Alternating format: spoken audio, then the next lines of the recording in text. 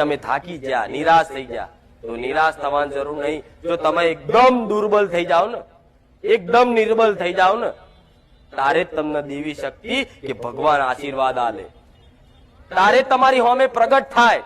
પણ તમે તમારા જ્ઞાનનું બળ લઈને જાઓ કે હું આટલો જબરો જ્ઞાની છું, તો ભગવાન એમ કે તું તારા હજુ જ્ઞાન લે અને આ જ્ઞાનનો મોટો ફુગ્ગો ફૂલીને જગતમાં ફર.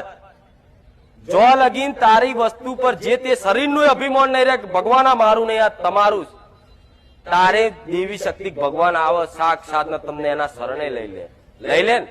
અને એના શરણે જયા પછી તો આ બધું સૃષ્ટિ આખી કોની બનાવેલી છે? ભગવાનની જ ને, એની માયાથી જ છે ને. આ બધું હટી જાય તો તમને કોઈ દુઃખની અહેસાસ થાય ખરો? તો તમારી માતાને આવી શરણાગતિ કરો. કશું જ ના આવડે ને, ભક્તિ ના થાય ને, તો એમ કે માં હું તારો છું, બસ તું મારી માં છું.